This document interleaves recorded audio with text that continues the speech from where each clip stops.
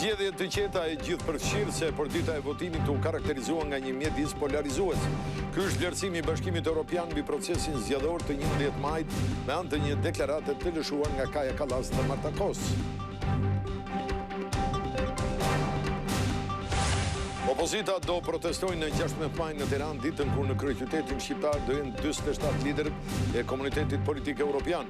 Berisha tha se me këtë protest do t'i tregohet Europës se zgjedhjet e 11 majit u diktuan nga krimi. Media prestigjioze amerikane Politico e konsideron historik mandatin e 4 që socialistët e kryeministrit Rama siguruan në 11 maj. Politico shkruan se Rama zhdëpi kundërshtarët e lidhur me lëvizjen MAGA të Donald Trump. Mbyllet numërimi i votave për partitë dhe koalicionet në 11 qarqe të vendit, qarku i vetëm ku po numërohen ende është Tirana. Deri tani Partia Socialiste numëron 83 mandate, ndërsa koalicioni i Partisë Demokratike zbret në 50 vende, PSD 3 dhe mundësia merr 2 mandate. Komisioni për ankesa e sankcione vendos që dhe votat e ardhura nga Greqia të numërohen një lloj si ato të mbritura nga vendet e tjera. Procesi i numërimit të tyre vijon me ritme të ngadalta në Parkun Olimpik të Tiranës.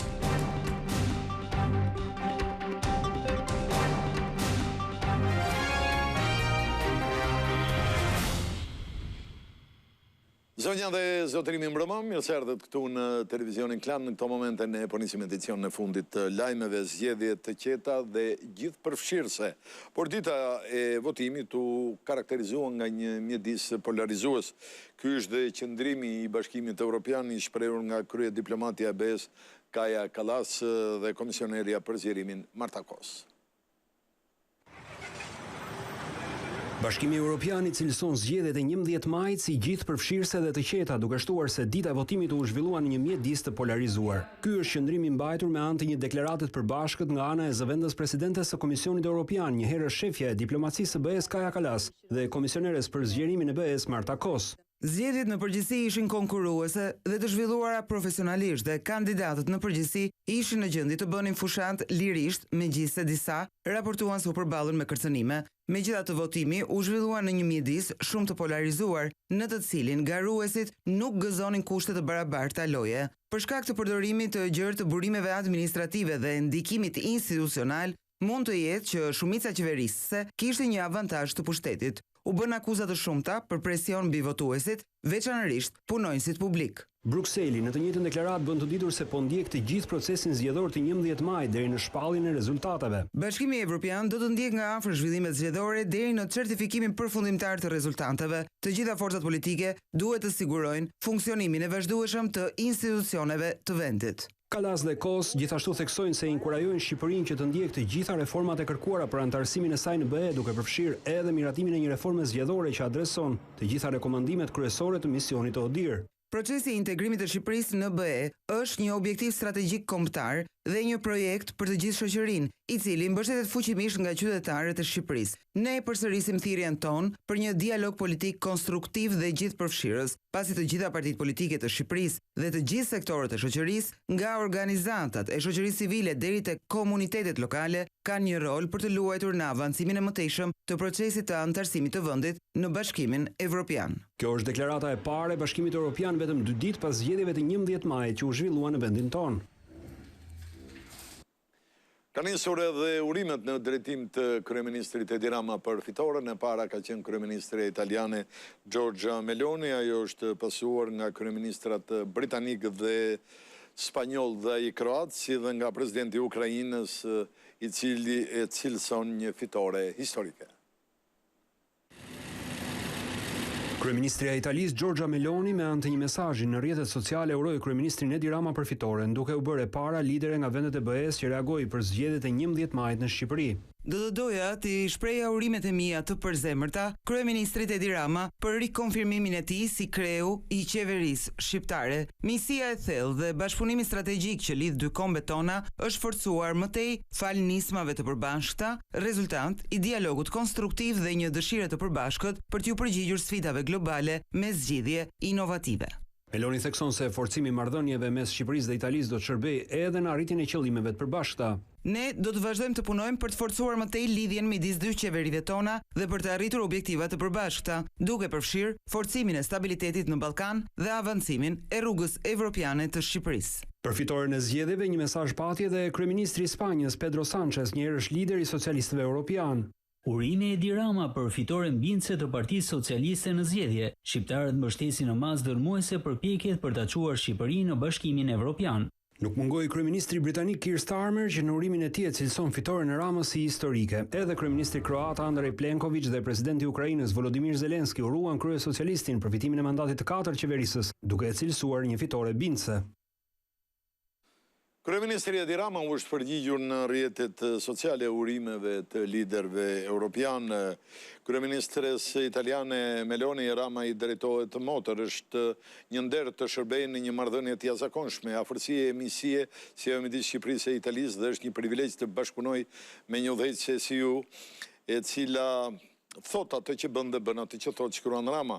Kreu i qeverisë ka falenderuar në urimet veçanta kryeministrat britanik Starmer e spanjoll Sánchez, ndërsa presidenti të Ukrainës Zelensky i shkruan është një nder të numërohemi midis miqve tuaj dhe akoma më shumë të qëndrojmë me Ukrainën në këto kohë vendimtare. Opozita do të protestojë në 16 maj në Tiranë, ditën kur në kryeqytetin tonë do të jenë 47 liderët e komunitetit politik europian. Kryedemokrati Sali Berisha tha se me këtë protest do t'i tregohet Europës se zgjedhjet e 11 majit u diktuan nga krimi. Këto ishin zgjedhjet më të grabitura, më të plaçkitura dhe më të dhunuara në tërë historinë elektorale të Shqipërisë pluraliste. Ky është përfundimi që nxjerr kryetari i Partisë Demokratike Sali Berisha për procesin e zhvilluar të dielën, ndaj lajmëron menjëherë nisjen e protestave. E para do të mbahet më 16 maj në Tiranë, ditën kur në kryeqytetin shqiptar do të jenë 47 liderët e komunitetit politik europian. Libri i zi i këtyre zgjedhjeve shkruhet me datën 16 në ora 17 në bulevardin Zogu i Parë, për të sensibilizuar opinionin publik botëror mbi krimet monstruoze të përbindshit elektoral Edi Rama, që nuk respekton asnjë rregull, asnjë ligj kombëtar dhe ndërkombëtar për zgjedhjet. Protesta do të jetë paqësore. Kreu i Demokratëve listoi një sër akuzash për zgjedhjet e 11 maj, duke deklaruar se bandat kriminale mlodhen vota për Partinë Socialiste. Kur ndonjëherë bandat nuk kanë pru kaq shumë përfaqësues të tyre në parlamentin shqiptar sa në këtë parlament. Sipas Berishës, në zgjedhjet e fundit pati një blerje masive votash. Zgjedhjet e 11 majit u karakterizuan nga blerja publike më masive në tërë historinë e zgjedhjeve në Shqipëri. Madje sipas tij edhe të burgosurit u detyruan të votojnë ministrin e Brendshëm dhe partinë në pushtet. Ministri i Brendshëm votohet në burg si ylli i të burgosurve. 99% të burgosurve votojnë Partinë Socialiste, rrof partia që na burgosi. Por a ka i vetë përgjegjësi për rezultatin e dobët Partisë Demokratike? Berisha premtoi analizën e plotë në struktura sipas statutit, por për momentin tha se ka një tjetër çështje parësore. Partia Demokratike ka statutin dhe do i përmbahet asaj, por ka disa parime eprore, dhe këto parime eprore është vota e lirë shqiptarëve. Kjo parti nis betejën për votë e lirë shqiptarëve. Berisha kërkoi që të numërohet çdo vot, ndërsa hodhi akuza edhe për manipulim të votave të diasporës. Festin e fitores socialistët do ta bëjnë sot pasdite, ndërkohë që kryeministri Edi Rama thotë se do të shprehet për rezultatin pasi të mbyllet procesi. Ai foli shkurt për gazetaren ton Elia Zotka.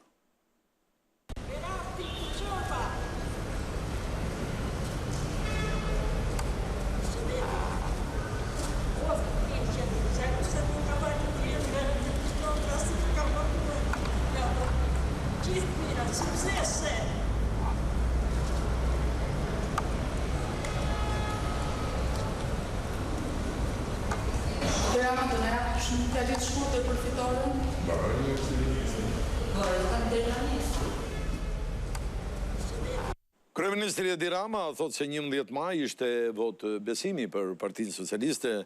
Në komentin e parë pas zgjedhjeve për gazetën italiane Corriere della Sera, ai thekson se Partia Socialiste nuk fiton sepse humbet opozita, por sepse shqiptarët besojnë në rrugën që ajo po ndjek. Shqiptarët i besuan Edi Ramës një mandat të katërt në krye të qeverisë. Kështu shkruan gazeta e njohur italiane Corriere della Sera, për të cilën kryesocialisti ka dhënë edhe reagimin e parë për rezultatin e këtyre zgjedhjeve në një intervistë nga aselia e partisë. Ai fiton midis shqiptarëve të Shqipërisë dhe midis bashkombësve të tij jashtë vendit, mban qendër jug dhe pothuajse pushton veriun. Bastionin e opozitës shkruhet më tej në këtë artikull. I pyetur nëse ai e priste një fitore kaq të thellë pas 12 vitesh në qeverisje, Rama shprehet: Sinqerisht po, sepse punuam shumë për të arritur te kjo fitore, duke folur me fakte, duke treguar qartë rrugën kryesore për Shqipërinë e fëmijëve tanë, duke i besuar dhe duke u fokusuar rinovimit të brezave në listat tona të kandidatëve, dhe kur kemi promovuar edhe shumë gra e vajza, po ashtu duke organizuar partinë për një lojë të madhe skuadre në terren. Kryesocialisti jep edhe arsyet pse shqiptarët e votuan. Ne ndryshuam Shqipërinë me një vizion të qartë dhe këmbgulje të madhe. Njerëzit nuk janë budallënj, siç mendojnë shumë politikanë. Dhe ata dinë të bëjnë dallimin midis atyre që punojnë seriozisht për të ardhmen e vendit dhe atyre që kufizohen në retorikën e disfatizmit. Rama nënvizon se Partia Socialiste nuk fiton sepse humbet opozita, por sepse shqiptarët besojnë në rrugën që po ndjekim së bashku. I emocionuar shprehet për votën e diasporës ndaj Partisë Socialiste. Më prek sinqerisht. Ata që jetojnë jashtë vendit kanë një vizion më të gjerë dhe më kërkues. Nuk votojnë nga nostalgjia, por për shkak të vlerësimit të situatës. Është një vot besimi nga ata që u larguan nga vendi, por nuk janë larguar nga Shqipëria. Flet edhe për objektivat që ka në mandatin e katërt. Ne do të përfundojmë kantierin e madh europian të Shqipërisë. Qëllimi ynë është të përfundojmë negociatat e pranimit deri në vitin 2027. Ndërkohë, paralelisht ne do të vazhdojmë të modernizojmë vendin, duke forcuar sundimin e ligjit dhe ekonominë. Një përgjigje e ka edhe për skeptikët mbi afatin e anëtarësimit të Shqipërisë në Bashkimin Evropian brenda vitit 2030. Unë nuk bëj parashikime, unë flas për objektiva dhe në këtë rast për një objektiv të përbashkët me Brukselin. Dhe Shqipëria nëse vazhdon të bëjë detyrat e shtëpisë siç ka bërë deri më tani, do të jetë plotësisht gati në vitin 2030. Rama ka marrë edhe mesazhin e urimit nga kryeministra e Italisë Giorgia Meloni, e cila i ka shkruar mes të tjerash nga motra për vëllain. Media prestigjioze amerikane Politico e konsideron historik mandatin e katërt që siguruan socialistët e Edi Ramës, thot ajo. Ndërkohë Politico shkruan se Rama zhdëpi kundërshtarët e lidhur me lëvizjen MAGA të Donald Trump. Rezultati i zgjedhjeve parlamentare të 11 majit në Shqipëri për variantin evropian të medias prestigjioze amerikane Politico tregon jo thjesht një fitore të shumicës qeverisëse përballë opozitës. Rama zhdop kundërshtarët e lidhur me MAGA-n, siç njihet shkurt lëvizja politike e Donald Trumpit, është titulli i artikullit që pasqyron rezultatin e votimeve të së dielës. Në një intervistë që Rama i dha pas qartësimit të rezultatit, Politico veçon ndër të tjera një citat të tij ku ironizon zgjedhjen e koalicionit opozitar të Partisë Demokratike Aleanca për Shqipërinë Madhështore për të marrë si këshilltar në fushat ideatorin e strategjisë së rikthimit të Donald Trumpit në shtëpinë e bardhë, Chris Lasivitën, një fakt që sipas artikullit nuk e shqetëson Ramën. Të punësosh Lasivitën dhe të mendosh se do të bëhesh Trump është si të punësosh një berber të Hollywoodit dhe të mendosh se do të bëhesh Brad Pitt. Kryesocialistit vijon më tej Politico i bën përshtypje që demokratët besuan se vetëm se dikush punon për Trumpin mund të bardh fuqitë e tij magjike. Në çdo rast kjo është një komedi që ja vlen të shihet, citohet më tej Rama. Politico e konsideron historik mandatin e katërt qeverisës që Rama siguroi në këto zgjedhje me 82 deputet, disa herë më shumë se shumica e nevojshme për 71 vendesh në parlament që nevojiten për miratimin e qeverisë. Rama e përqendroi fushatën tek premtimi për ta antarësuar vendin në Bashkimin Evropian brenda 2030-s, duke shpresuar në një rikthim të ngjashëm me atë të Trumpit në vitin 2024, Partia Demokratike e Qendrës së Djathtë solli strategun e fushatës së Trumpit, Lasivitën, për të drejtuar fushatën e tyre, shkruan Politico. Ajo thekson se Lasivita u dha zë pretendimeve të Berishës për manipulim zgjedhor në një postim në rrjetin X, duke ndarë një raport nga mediat vendase në lidhje me një zyrë të dyshuar për blerje votash të Partisë Socialiste të vendosur pranë një qendre votimi në Tiranë. Ja se si duket vjedhja e votave në Shqipëri, me bekimin e narkoqeverisë Edi Ramës, thuaj më tej në postimin e Lasivitës.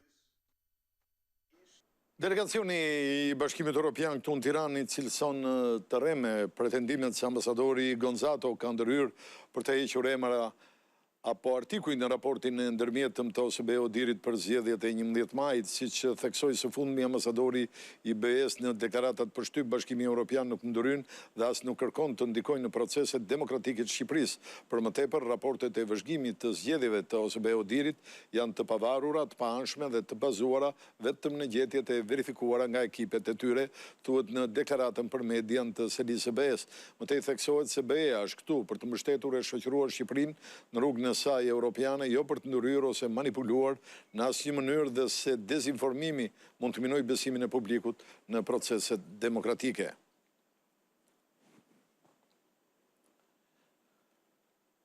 Mirë, do të ndalemi tani tek rezultatet pasi ka përfunduar numërimi në të gjitha qarqet e vendit, numërimi për partitë të cilat ne do t'i shohim në ekran dhe kanë ndryshuar ose jo rezultatet.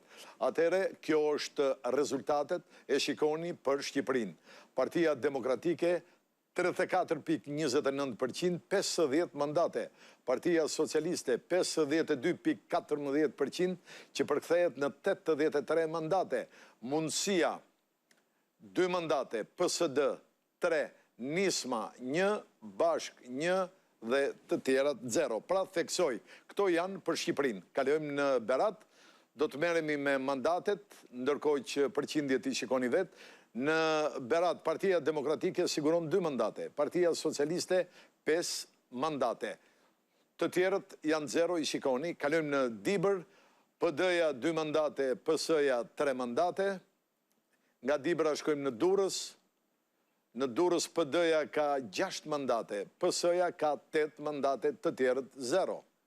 Shkojmë në Elbasan. Në Elbasan situata është e tillë, PD-ja 4 mandate, PS-ja 10 mandate. Shkojmë në Fier. Në Fier është kjo panoram, PD-ja 4 mandate dhe PS-ja 12 mandate. Shkojmë në Gjirokastër. PD 1 mandat, PS 3 mandate, të tjerat, po më duhet të përsëris, po duken që janë 0 gjithë. I shikoni vetë. Ecim, nga Gjirokastra në Korçë. PD-ja 4 mandate, PS-ja 6 mandate. Shkojmë në Kukës nga Korça. Presim, Kuksi, PD-ja 2 mandate, Partia Socialiste 1 mandat. Shkojmë në Lezhë. PD 4 mandate dhe PS 3 mandate. Shkojmë në Shkodër. Në Shkodër kemi PD-n 5 mandate, PS-ja 4 mandate dhe shikojmë në krahun tjetër, PSD-ja ka fituar 2 mandate. Kalojmë në Kryeqytet, PD 13 mandate, PS-ja 19 mandate, ndërkohë Mundësia 2, PSD 1, Nisma 1, Bashk 1. Nga Tirana shkojmë së fundmi në Vlorë.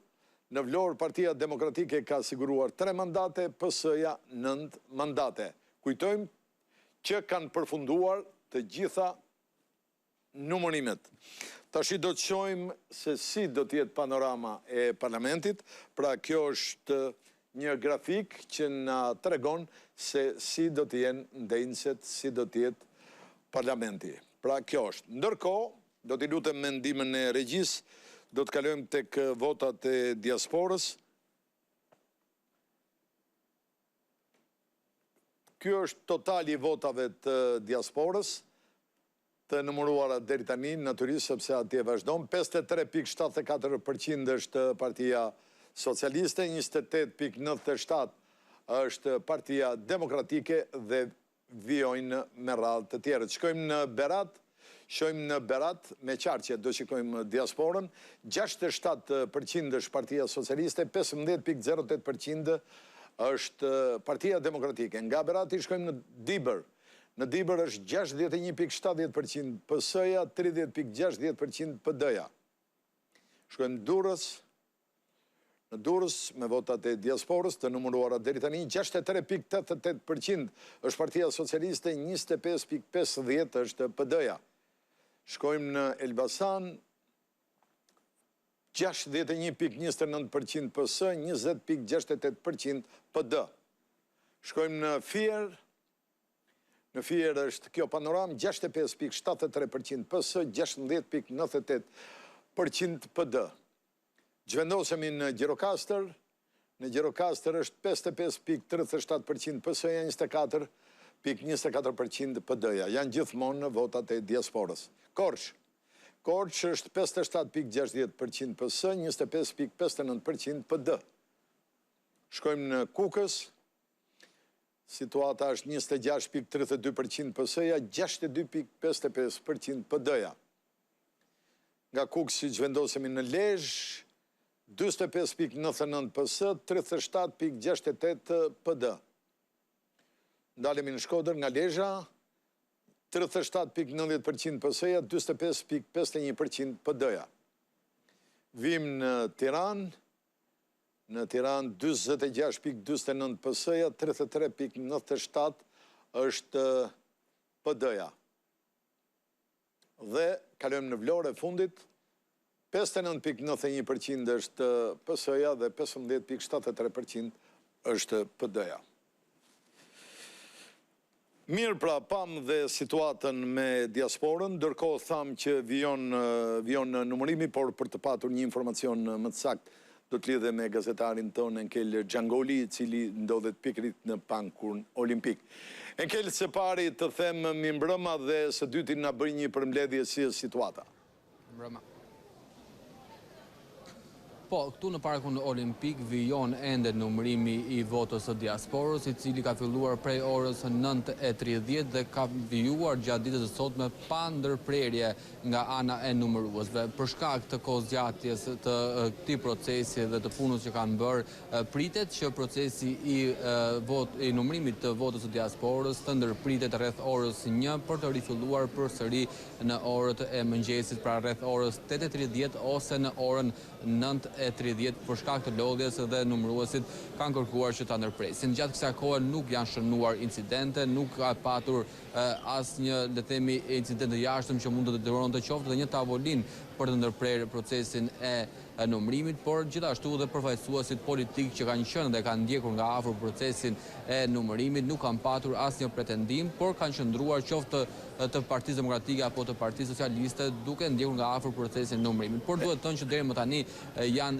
numëruar rreth 40% të votës së diasporës, ndërkohë që duket se këto ritme do të ketë një kozgjatje më të madhe në krahasim me votat që janë numëruar brenda vendit për shkak edhe të procedurës që kërkon hapja e zarfit, nxjerrja e fletës së votimit dhe gjithë procedurat që duhet të bëhen. Enkel, kam një pyetje. Si u veprua me votat e Greqisë pas vendimit që mori KAS? Çfarë po bëhet?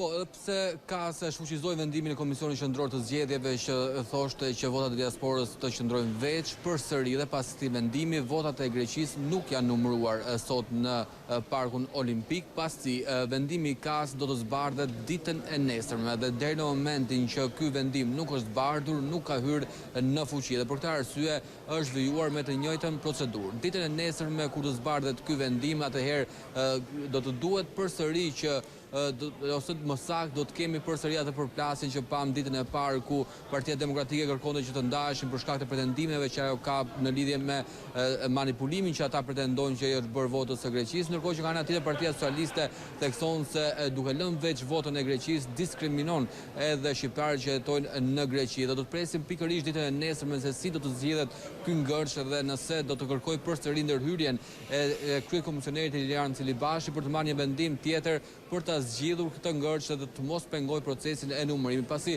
siç e tham, ndonse është më i ngadaltë si proces për shkak të procedurave, sigurisht ndërhyrje të tilla do ta zgjasin edhe më shumë në kohë numërimin e votës. Pra e theksova, vijon të qëndrojnë veçmas, ndërsa nesër mbetet për tu parë se si do të veprohet. Mirë, Ken, lund të falenderoj për raportimin. Do të shkojmë në shkollën Vasil Shanto, ku ndodhet gazetari jon Bleona Metushi.